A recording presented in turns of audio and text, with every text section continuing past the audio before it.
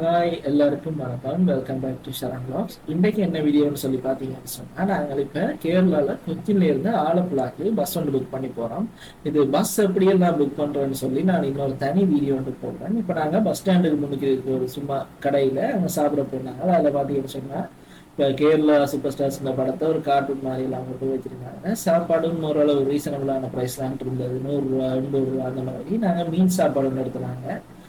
அவங்க நாங்கள் போனால் வந்து ஓணத்துக்கு கிட்டவா. அப்போ அவங்க அந்த ஒரு ஸ்பெஷல் சாப்பாடு ஒன்று இருக்காது, டிரைவரோட ஒன்று யோசினாங்க. ஆனால் அங்கே கிடைக்கல. ஆனால் அங்கே சாப்பிட்ட சாப்பாடு உங்களுக்கு பெருசாக காணாது. அதாவது சாப்பாடு டேஸ்டாக இருந்தால் நான் பத்தாது. அப்போ நாங்கள் பக்கத்தில் ஒரு கடையில் இன்னொரு கடைக்கு ஒரு கொஞ்சம் தலை போய் பரோட்டாவும் பீஃபும் ட்ரை பண்ணாங்க. கேரளாவில் ஃபேமஸ் ஒன்று அதுதான். இப்போ நாங்கள் அது பக்கத்தில் ஒரு கடையில் ட்ரை பண்ணாங்க. முதல்ல நாங்கள் என்ன கடை இருக்குன்னு தெரியாமல் முன்னுக்கு இருந்த கடைக்கு நேராக போயிட்டோம். அங்கால நாங்கள் எதிர்பார்த்த சாப்பாடு, இப்போ பரோட்டா சாப்பிட்ட கடையில் நாங்கள் எதிர்பார்த்த சாப்பாடு வந்து அங்கே இருந்தது. இதெல்லாம் வந்து கேரளாவில் கவர்மெண்ட் பஸ். இந்த பஸ்ஸும் நாங்கள் புக் பண்ணி கொள்ளலாம். இப்போ நான் சொன்ன ஆப்புக்குள்ளால நாங்கள் வந்து ப்ரைவேட் பஸ் ஒன்று புக் பண்ணாங்க. இதுதான் பெரிய இது பஸ் ஸ்டாண்ட். கேரளாவில் நாங்கள் கொச்சியில் இருந்த பஸ் ஸ்டாண்ட் இங்கே இருந்தால் நாங்கள் ஆலப்புழாவுக்கு பஸ் புக் பண்ணியிருக்கோம். அதாவது ப்ரைவேட் பஸ் தான். கடைசி ஒரு 3 கவுண்டர் வந்து ப்ரைவேட் பஸ். இங்கே பார்த்தீங்கன்னு சொன்னால் சிட்டி ஃபுல்லாக க்ளீனாக இருக்குது. இந்த போத்துலாம் ஒரு தனியாக இடம் இருக்கு. அது எல்லா இடமும் இருக்கு. ஆனால் பாவிக்கிறதுனா இங்கே ஒழுங்காக பாவிச்சிட்டு இருந்தாங்க. அதில் என்ன பிரச்சனைன்னு சொன்னால், இப்போ நாங்கள் சென்னையில் புக் பண்ண பஸ் மாதிரி இல்லாமல் இங்கே ஒரு பஸ் சின்ன சீட் கொஞ்சம் நெருக்கமாக இருந்தது. நான் கொஞ்சம் உடம்பு தானே அப்போ நெருக்கமாக இருந்தது. அதோட 6 கிலோமீட்டர் தள்ளி கொண்டே விட்டு விட்டான் இந்த ரிலையன்ஸ் வாசல்ல.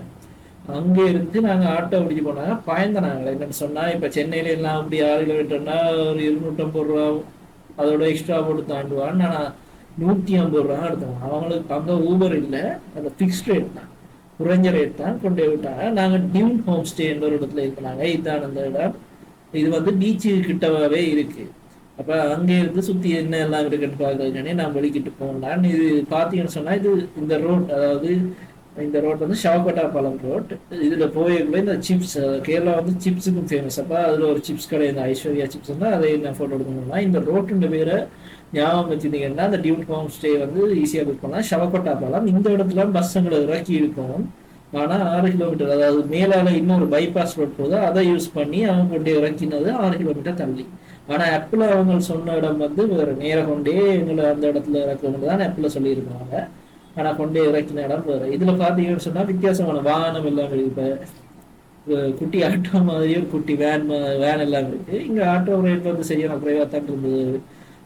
மற்ற எல்லா இடங்களையும் நான் இப்போ இந்தியாவில் போனதுக்குள்ளேயே எப்படியேக்குள்ள பாண்டிச்சேரி கேரளாவும் தான் குறைவான இது விலைக்கு இருந்தது. அதோட சிட்டியும் உண்மையாக கேரளா வந்து ஓரளவு ஓகே. மற்ற நான் பார்த்த மற்ற சிட்டிகளை விட கேரளா நல்லா தான் இருந்தது.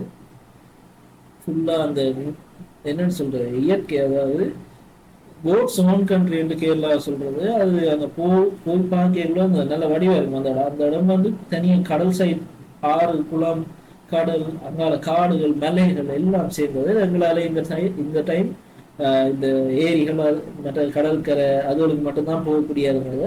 அது ஒரு வித்தியாசமான எக்ஸ்பீரியன்ஸ், நல்லா தான் இருந்தது. அப்படியே நான் சுற்றிட்டு பிறகு வந்து ரூமுக்கு போயிட்டு நான் ஒன்றாகும் அப்படியே பீச்சுக்கு வந்தேன். இரவு வந்து போட்டு அதில் பக்கத்தில் இதுல எல்லாம் பார்த்தீங்கன்னா அந்த வண்டு கடையில் மூடி வச்சு தான் செஞ்சுட்டு இருக்காங்க. அதே மெட்ட இடங்களில் பார்த்தோம்னு சொன்னால் திறந்து வச்சு கொண்டு செய்வாங்க. இதில் நாங்கள் பஜ்ஜியும் சிக்கன் 65 வாங்கினாங்க. அண்ணா கரிமலா பஜ்ஜி, நான் சிக்கன் 65. டேஸ்ட்டும் ஓகே தான். ஓகேன்னு என்னன்னு சொல்கிறது, நான் வேறு இடங்களில் வாங்கின விட நல்ல டேஸ்ட்டாக தான் இருந்தது. அங்கேயே வந்து இங்கே ஊபர் ஈட்ஸ் இருக்கு. ஊபர் இல்லை, ஊபர் ஈட்ஸ் இருக்கு. அப்போ நாங்கள் அதில் வந்து பிரியாணி, இந்த வெள்ளை கலரில் பிரியாணியும் பரோட்டாவும் வேண்டிட்டு சாப்பிட்டோம்.